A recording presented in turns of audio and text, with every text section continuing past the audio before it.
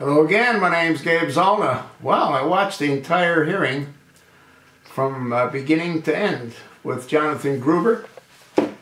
And what did I learn? Well, I actually learned a whole lot. I learned that the chosen one, who 37 times told the American people, if you like your health care insurance, you can keep it. If you like your doctor, you can keep it. If you like your hospital, you can keep it. Well, what I learned is that he knew he was lying. Jonathan Gruber made a series of economic models, and the term that he used is churning. So they expected churning. Well, what that really means is you're going to lose some here, but you're going to get some there. So them knowing you're going to lose some here is why the chosen one lied 37 times to the American people. Well, that's just on that point. He's lied thousands of times. I'm just talking about that particular point where he said, if you like your doctor, you can keep him. If you like your insurance, you can keep him. What I found to be really telling, and I've made videos on this before because I have listened to other hearings run by Congressman Lisa. And what tends to happen is you've got the Democrats and you got the Republicans. The Republicans ask specific pointed questions based on the issues. And what the Democrats do is they try to minimize the issues. And what I saw happen was the minority leader, Elijah Cummings, you know, he does what he always does. He starts off stroking the people, or in this case, Lisa, and then he turns on them. And I've made mention of that about that particular individual more than once. Yeah. And then they ended up congratulating each other because this was really their last hearing. But as far as Jonathan Gruber is concerned, he's going to have to cough up a whole lot of information. He wouldn't tell the members of the committee how much money he was paid, and he has to divulge that. He kept referring to his lawyer. And he did lawyer up, and he admitted to practicing with his lawyer, role-playing with his lawyer. And one of the common themes that he came out with was, I was glib. You know, I was trying to make myself look more important than I am. You got to take it up with my attorney. You got to go to my attorney. You got to go to my attorney. Well, guess what? They're going to go to his attorney. Yeah, I'm going to talk a little bit about each one of the individuals.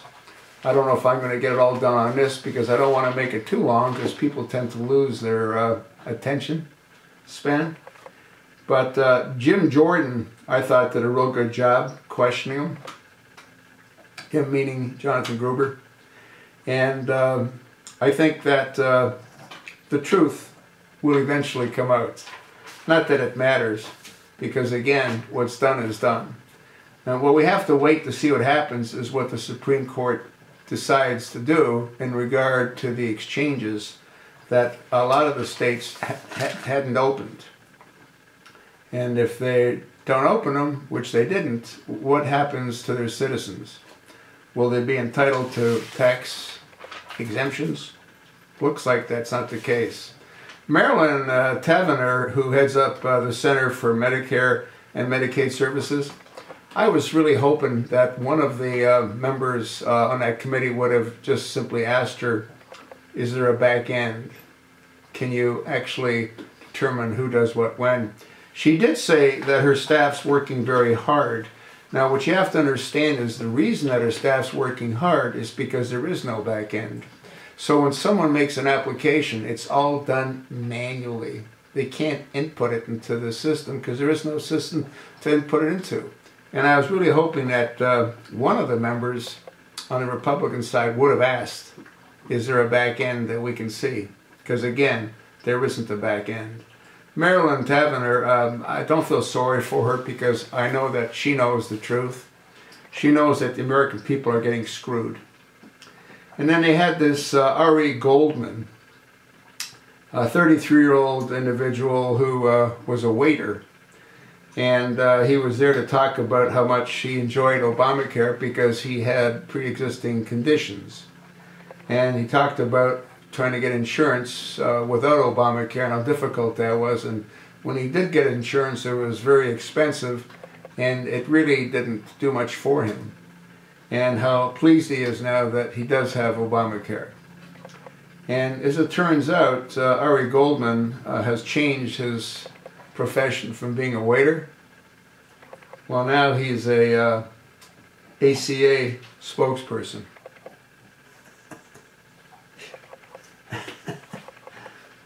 Anyway, like I said, this is going to be the first of a series of videos I'm going to do on this because there's so much to talk about.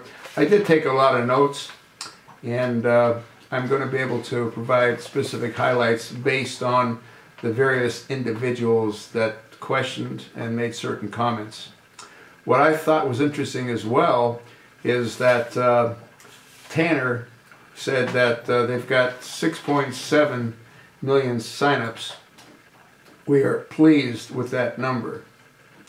Well, what about the 400,000 that has to come out of that? Because those were really not signups. Those were signups for dental plans. But that's a different story. Yeah, she's totally clueless. Her main comment was, well, I'll get that to you. I'll get back to you. I'll provide that. We'll make it available. Whereas Gruber, Jonathan Gruber's was, well, I was being glib. I was trying to make myself look more important. And like I said, the Republicans, I thought, did a real great job trying to get him to open up.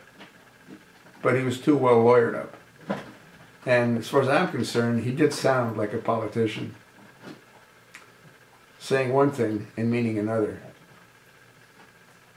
So once again, the most important thing that I got was that the chosen one with the floppy ears, he knew he was lying to the American people when he said, if you like your doctor, you can keep him.